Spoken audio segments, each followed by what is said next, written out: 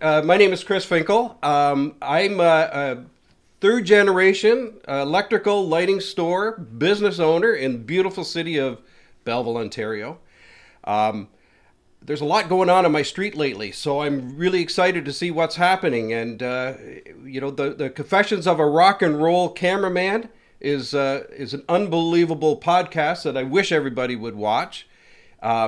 Anyways, I'm here today to endorse this podcast, being that it is episode 10, and it looks like it's Shark Week. So, again, I'm excited to be here. I'm excited to be a Bellevillian. Let's have some fun and talk about sharks today.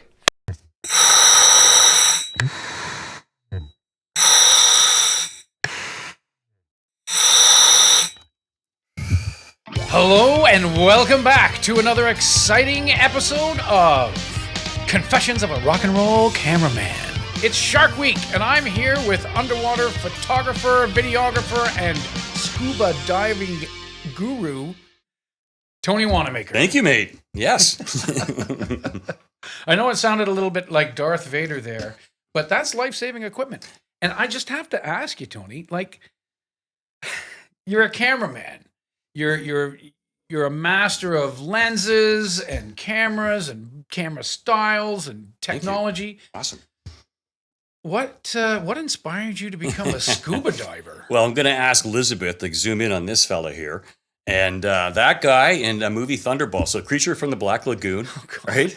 And Thunderball totally inspired me to start filming underwater. I was so captivated.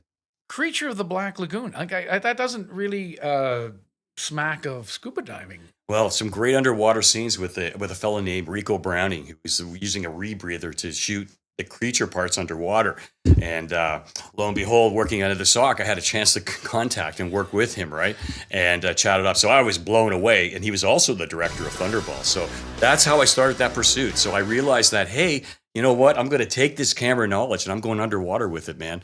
And yeah. That's amazing. Decades later. That's amazing. Yeah. Well, but diving isn't all fun and games. Like you've had some, let's just talk about some terrible, tragic experiences. I know where you're going. You were getting into, because as I read that chapter, you had a near-death experience. Yeah. There's a couple of stories in the book that are really, really hard to convey. Yeah. They are unbelievably personal. And the experience in Florida was unfortunate. And later we're going to talk in one episode about my experience in Haiti, another unfortunate experience. But I had a near drowning experience, Pat. Okay, so let's say this was 2000 and what? This was 2003. I'm on a vacation with my family in the Florida Keys. So you're not really even down there shooting for anybody? Nope. Not shooting. I'm not doing any work. I'm just going to get another recreational dive. I train all the time. I'm very lucky. I have a pool in the backyard, and I train there all the time. I take this equipment, folks, and I literally throw this in the pool, and all of it, and I put it on, and I come back out. But here's a question. What's the first thing you think I go for? Look for the bubbles, because I want to get this thing. This is my lifeline, my air, right? My regulator. So, yeah, I'm looking for that. Yeah. Okay. So you're out with your family on a boat, and you go diving. But you didn't go by yourself. You never go diving by yourself. No, and that's absolutely a rubric. You always have a dive buddy. So I'm on a dive boat. We're starting to assess who's going to pair up. Okay. And I meet this fellow from Washington. He's got we all have to have PADI dive certifications, which is the Professional Association of Diving Instructors. And we all have to have that. I'm an advanced diver with multiple certifications in other areas, like deep diving, like photography, for example, that kind of thing. Sure. So I vetted him, he vetted me, we seemed to be okay, and away we went. And he said, hey, look, I'm familiar with a compass, I'll take the compass. So we dove in the water. I have 3,000 pounds of air, which is about 80 cubic centimeters, if you will, which equals about 1 hour from 0 to 33 feet. And later we'll talk, when we do deep diving, what atmospheres mean, what every 33 feet means. Well, sure, because this is a lot of math. This is a lot of specific knowledge, because you're underwater and you can't take a breath. Well, there's two things that always happen. You're always thinking about it. There's the physiological impact on you, and there's a lot of physics taking place, because you're changing depth and the changing molecules, right? And we'll talk about how air works that. But here, Pat, I'm on this boat. We make the dive, and I'm feeling comfortable. I'm going to follow this guy. So away we go with the compass, and we start our own dive. Just two of us in the Atlantic Ocean. Okay. And Rhonda and the kids are topside in a boat. Yeah, I think my girls are snorkeling on the boat, close to the Around boat, the area. and Rhonda's on the top side, being the mother hen and keeping an eye on everybody. Yeah, yeah. Okay. So then you're out with him, and then what happens? So unfortunately, time comes then we need to ascend. I've been watching my gauges. I have a meter here that's giving me a readout as I deplete my oxygen tank, and it's also telling me my depth. Yeah, let me see that. So I'm going to hold that for a second. I don't know. Sorry, Elizabeth. It's a tight shot, and I'm going to flip it this way for you. So this is called the submersible pressure gauge, and this tells me my depth that I'm working at. And in here tells me just how much air I have in my tank, and I can make quick calculations in my head if I'm safe or I need to ascend. So this tells me there is a finite period of time you're allowed on the bottom. And surely his gauges were reading the same. I would certainly hope so. Okay. So, yeah. So what happens is, Pat, imagine coming to the terminus of your trip, and I see what looked like the anchor rope. It's the only rope. It's the only boat I'm out in. And what happens as I start to ascend, my life changed. I first see a fin, one of these, just fall down beside me. So I come to the surface, and it is hell. I cannot believe what's just happened. I am in 6-foot swells, massive waves, and I'm being tossed around like a cork. He's exasperated. He's foaming at the mouth. He's been taking in water. He's drowning. So that was his fin? Yeah. Holy shit. Yeah. So I'm panicked. I'm terrified. He's drowning. He's full. And I did something you should never do. I jammed my hand into his mouth and pulled the flotsam jetsam out, right? And he could have easily bit my fingers off at that point in his panic. But I went for it. I cleared his airway. Okay. And I'm scared, but I just reacted, man. And I came around to the back of him, took his buoyancy and all the air left in his tank, and I hit it. And I filled him up. Okay, you see that? So now he's buoyant. He's going to be positively buoyant, and he shoots up to the top. He's bobbing like a cork. But I emptied the rest of his air. He doesn't have means to survive now, right? His survival is a surface. He can't go. I have to make a quick decision. I'm quickly looking at gauges. It's terrifying. And then suddenly, I'm just suddenly apathetic. I lost all energy. Faint. Can't move. And what had happened, this is the second time it's happened in my life. My entire life flashed through my head, man. You start to see people you love, and they're gone. And you go, fuck, man, I'm going to die. And then you got to get it together, Pat. You got to pull back. You see it happening. And right there and then I went, you know what? I'm going home. I'm not going to die. So and I'm sorry. I got myself together. Yeah. And realized I've got to do something here. So I like I said, I injected his buoyancy compensator positive. I'm reconnoitering the area. Now, the fact I didn't tell you, that's just terrifying. There's no boat. I'm in the Atlantic Ocean in these high swells by myself, and this fella's drowning, and I had to make a call. You know, what do? I think I see what looks like it could be a coral reef not far from me. And I'm going to make the shot there, but I also know from my experience I could be ripped apart there. So I'm really got to be cautious. So what I start doing in my vein, in my desperation rather, is as I come to the crest of the wave, I start screaming out, Pat, help. And it's interesting because that alone, that auditory call, woke him back up. I see him coming to. I see the eyes change. He comes back to life. Wow. I had lost him. He was literally, I think, gone at that point. Sure. And he came back. Now he starts to scream. Now, Rhonda, apparently, and she told me this later, she's on the vessel, which is, it's not like, I don't see it anywhere. And she hears my call come out for help. And the captain shut down all activity so everybody could hear. And Rhonda says that it was a very faint help call coming through. And suddenly, after a few short bursts from me screaming for help, I hear a foghorn going off. I can't tell you the peace of mind. I recognize somebody knows I'm where we are and we may be safe now. And then finally, when I'm catapulted again, because I hit a trough and I'm pushed back to the top. And every time I'm pushed to the top of the wave is when I make my assault, right? I try and help myself and call out. So now when I call out, I look and I see a thumbnail in the distance. That's the boat. Wow. And when I see that, I'm feeling more relaxed, but I got to be vigilant. I'm not saved yet. No. And finally, Pat, this frogman comes up beside me. He says, Tony, right? He goes, lay back. And I just laid back and sucked a lot of air to really bring up my oxygen level so I can feel better again. And I could have crawled in a fetal position, man, and slept in the Atlantic Ocean right there. This is extraordinary. It was hairy, man. And I want to say thank you for sharing that, because it's hard for me. It's hard for me to go there. Yeah, no question. No question. So let's move on, because we don't want to stay in this state forever. Sorry, folks. It takes me a minute. This was a clearly life-altering moment for you. But it's, you climbed back on your seahorse and got back in the ocean. I mean, this wasn't the last time you were in the ocean. No, and to that point, thank you, Pat. As soon as we got back on and I was saved and I had a chance to sort of ruminate with the unbelievable episode, I was afraid it might have an indelible effect. So I jumped right back in the water and did a shallow dive, just to clear my head. I had to know I could still do this. And that was refreshing. It did clear my head. And as a consequence, it turned out to be a real big factor in my success in filming sharks later for a TV show, believe it or not. So you went back into the water just to get over your fear. You had to recondition your whole body, your whole being to get back in. That's exactly what happened. Well, I now know you much more through what I've read. Thanks, man. But also in our conversations. And you're the guy who's always looking to find the joy and excitement in something. 100%, my friend. So let's bring it back to that. Let's get back to the joy and excitement of diving. Because it's incredible. And what we're going to talk about now is something that is the pinnacle of diving, I think, if you're an underwater photographer. Yeah.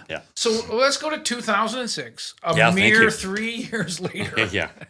And you're with Phil Keoghan? Phil Keoghan. He's a Kiwi. He's always upbeat and always happy. He just keeps going and going and going. Well, Phil inspired me. He had a near-death experience I read about, and he inspired me and gave me a shout that, hey, would I head this show as the director of photography and underwater cinematographer? And everybody knows the show Amazing Race. So Phil started the show called No Opportunity Wasted, based on his experience.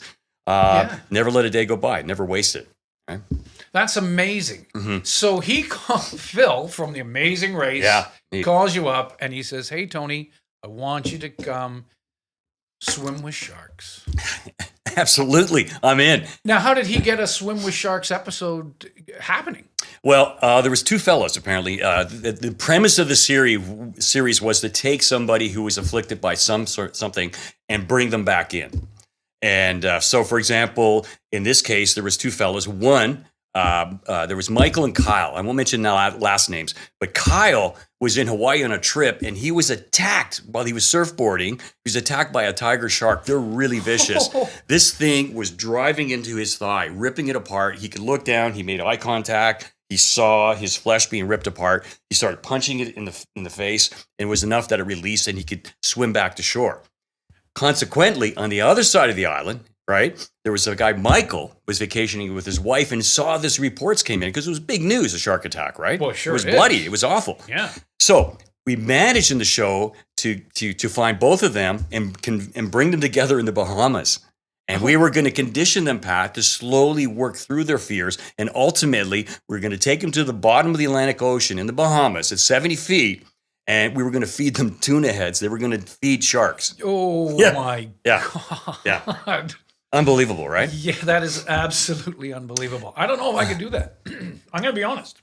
Well, I was so looking forward to it. My only fear is when I first go in the water, Pat, because there's a thing that we do before we do a shark dive. And we chum the waters. We put blood and guts in to bring them in. Come on down and chum some of this shit. Yeah. Okay? Because they have really sensitive olfactory area and they can really pick up on pheromones in water, right? So in they come and they start to assault the transom of the boat. This freaks me out. And there's some pictures we'll show you. I can't take it. I don't want to look at it. It's too aggressive for me. It blows my mind. So I go to the wheelhouse and meditate for a bit. Okay. And I wait till this subsides. Then I put my gear on and in I go. There's always a difficult period because I don't want to waste. This is very precious air. I only have so much. So I try and get as much snorkel time in as I can while I'm on surface. I don't want to waste any air. And that down gets a- you conditioned to breathing underwater and sort of gets your whole body into the... Well, I wait till everybody's in because I don't want to descend too fast and wait and I'm burning off bottom time. Okay. Right? All Okay. right. So I wait till everybody's in, thumbs up, we're all going down. I go down first and they're going to come in after me. Because I'm first down, the sharks are going, you're amazing.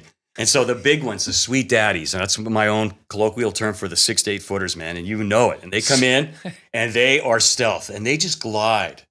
Right. And they are the top of the food chain, brother, and everybody moves out for the royalty. They are coming through and they do their thing. So they just keep circling around me as I drop down. Their eyes are amazing. You see these little black slits moving around, checking you out, objectifying you, right? Right. Unbelievable. Seeing if you were a threat or food. Yeah, or insane. So I hit the bottom, I settle in, and in they come, and I start filming. So I'm shooting all of these scenes, brother, right? So I'm shooting stuff like the group convening, Kyle and Michael feeding the sharks, right? Now, where are they? Well, Like, they're just not floating in the water. You didn't just let them float in the water, for God's sakes. no, they finally dive in, and they are chaperoned and forgive me by this lovely hunk of man, Bruce Kirkby, who was our own Bear Grylls, and he was hired by Phil Keoghan to be the Canadian representative, the adventurer for this series. Bruce Kirkby, yeah. Bruce the Kirkby. Canadian adventurer. Amazing. I mean, this guy is so whacked and so charming. I hate him, I love him, that he decided to write a book called Sandance. And what he did was he learned Arabic. Wow, kind of hard language. And then ended up traveling across the Arab empty quarter on a camel. I don't know many people have ever done that. But that's the guy I'm working with. So not only can Bruce light a fire with a flint, he can build you a house because he's got a geeky degree in engineering. But that's our chaperone. He's Kirkby of Arabia. T.E. Lawrence will love that. That's very good. Nice. Yeah, so we have Lawrence of the Seas. Yeah. He's going to go ahead and chaperone these guys. So he introduces them to the shark. Because we're going to dive with these sharks. That's what's happening, and that's why we come to the bottom of the ocean now. Okay. Yeah. Now, are these two guys in a cage, or are they just floating around like you guys? Well, and the picture will show it. I'm wearing chainmail. They're wearing chainmail because the sharks do come in and they get crazy when the sort of a cage comes in filled with tuna heads, and that dive master is getting attacked. They are hitting his arms. They're hitting. They're biting. If you notice in the picture, I'm a good Canadian boy. I'm wearing my Bauer hockey helmet because I have to wear a hockey helmet and chainmail. Why? Why do you think? I got to watch for bites. And if I'm bleeding, I have an emergency diver, by the way, who's 15 feet behind me, because if I'm cut and I don't know that a shark has hit me, right, in the pandemonium, I could be bleeding out and attracting them, right? Oh, so you've got a guy behind you. Yes. Yeah. Oh, okay. Yeah. Are there a lot of these guys? Like, I guess there's security, underwater security? We don't have a lot of security, but we have people on the perimeter, right? And you can tell they know how to wrestle the sharks. They obviously really adept at what they're doing. All right. And I was also feeling really comfortable. And this is interesting because I'm so comfortable with sharks. The big ones keep coming in and they hit me every now and then. What do you mean hit you? So I'm filming and they give me a little tap and it's just like, whoa, it's like a rock. It's like a super power punch from Superman. You just moved all around. Really? Yeah. And as I understand it, they can sharks in particular, at their dorsal fin and over their mouths, Pat, have the ability to read electrical potential. So I often thought, well, if that's the case, so if you're feeling nervous or frenetic, excited, Yeah.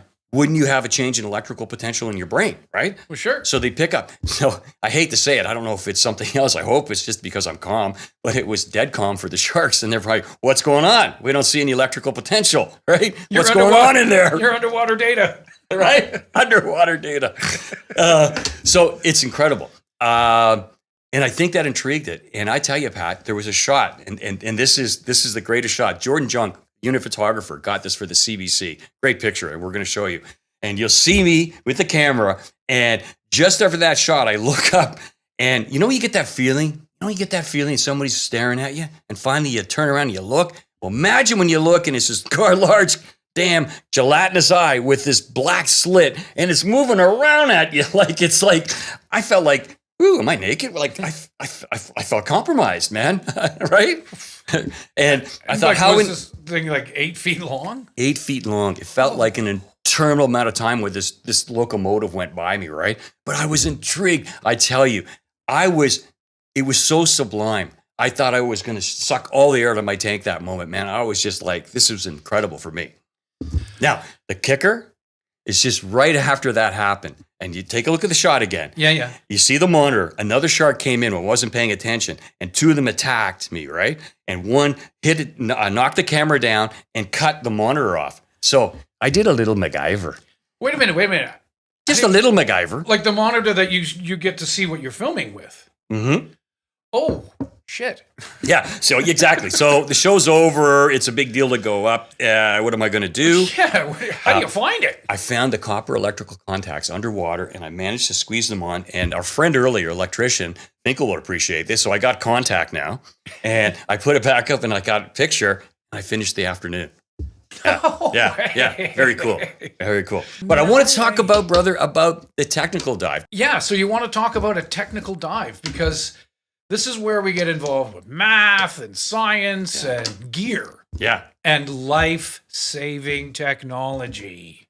And to be safe, folks, when you read this essay, it's very detailed about that, because if you can take a look at the books, the dive books that I've had to read over the years, you really need to understand the science to make it a safe dive and understand your own physiology in a different environment. So I'm diving 70 feet, which means I'm diving technically 3 atmospheres. And in diving, every 33 feet is an atmosphere. So what that means is I have a volume of air that's this big on surface. Yes. And as I go 33 feet, it's this big now. And then when I go to 70, another atmosphere, it's this big. When I go, so molecules are shrinking. As I suck it in, I consume a ton of air. The other thing I have to watch out is that it's not normal for me to breathe compressed air with nitrogen. So I'm taking more nitrogen on. And we know there's 70% nitrogen in our atmosphere anyhow. So this is happening because as you go further down in the water, it gets more pressure? Mm-hmm. Ah, okay. Exactly. So that's why. So the pressure is actually affecting the gas inside the tank. Perfect understanding. And so what happens is that those nitrogen molecules get into my organs, into my skin, all of that, right? Right. And I'm absorbing that all the time while I'm on bottom. The other thing that's happened, you got to be really careful, is your own physiology. Because as you go deep and you start tapping a little, it's called nitrogen narcosis, or the martini effect. And it's like you're having drinks of beer underwater as you go deeper. And you got to be really careful, because some people feel so euphoric. There's been stories I've never heard. I've never actually seen this. It's just folklore. Yeah. But they'll take their mask and the regulators off. They go too deep. They don't. Because they're just in an hallucinating altered state. Yeah, exactly. Hallucinating. Yeah. So I have to watch the amount of time. So remember I said earlier I had to be careful when I had to go to surface or stay on the bottom. Sure. So I had to make a heavy calculation. And one was I was going to flip a tank underwater. I practice a maneuver all the time. So at 70 feet in the Atlantic Ocean, I'm flipping a tank underwater so I can stay down. Flipping it. Yeah. So You're I'm taking it literally, off. imagine this. I'm going to take off my lifeline and give it to somebody else. And I'm going to take theirs and I'm going to put it on. Okay. And we can do this maneuver with these things here. This is called an octopus. Is a secondary one I can use and take my primary. So we can start making that. And there's a very specific maneuver to do it successfully. So that's what I did underwater. Okay. So I'm staying on the bottom, but I'm increasing my nitrogen. And silly move, when I came to surface, and I'm following, we follow dive tables, sacrosanct, these dive tables, man. And so I'm following the dive tables, but I couldn't resist diving the James Bond set, which is next door. Oh, you're kidding. So you were that close when you were diving. I with was these inspired by guys. Thunderball, brother, and there was the set, pal. I couldn't resist, so I had to go. So I did that. That's at 50 feet, 2 atmospheres. Now I'm screwing up. And generally I have bottles like this at 15 feet when I come up. They're on the tow line for me. Okay. And I'll switch off mine and I'll take that air and I'll stay there for half an hour. And what I'm doing, Pat, is I'm allowing nitrogen bubbles to expand, but allow them to go back into my lungs and expire that way, rather than through here. I screwed my dive table, my calculation, and then what happened? I spent a hell of a night with the bends. I had the bends. It's awful. It is like locusts and mosquitoes hit parts of your body. A Charlie horse times 100. It doesn't go away. Here's the irony. So I get in my hotel room. I got the bends. And you really feel awful. You kind of walking like this, right? I really was bending, right? Sure. And I'm in, because I'm in the Bahamas. I'm above a reggae club. Oh, God. And it's 2:00 in the morning. The bass, I can't sleep. I'm bouncing off the bed. There's an alarm that goes off now. I don't know what to do. I walk out to the hallway to turn the alarm off because it's sort of like a guy thing. I'm going to lift the hood up. I don't even know what I'm looking at, right? So I walk out there, totally innocuous, and I see Bruce Kirkby walk out. Oh, you're kidding. He walks out 2 rooms down from me. All right. Yeah, and he looks at me and goes, "Hey, Tone." I go, "Hey, Bruce." Bruce looks at it, sees the alarm, smashes it off the wall, rips it, throws it on the ground, crunches it, looks at me and goes, "Night, Tone." I go, "Night, Bruce." Boom. That's fabulous. That's how we ended our shark segment, buddy. Yeah. And that's how we're going to end this segment of Confessions of a Rock and Roll Cameraman. Holy, what a ride. Mm-hmm. Way to go, Goggles. Well, Tony, again, what a thrill. I've learned more about diving today than I've ever known. And, now I know how they make Darth Vader sound. And I want to thank everybody for tuning in and being part of the community. If you really like the show, and I don't see why you couldn't like the show. And this is the order of the authority of the Empire. Like and subscribe. And tell your friends. All your friends. And with that news, we'll see you next time.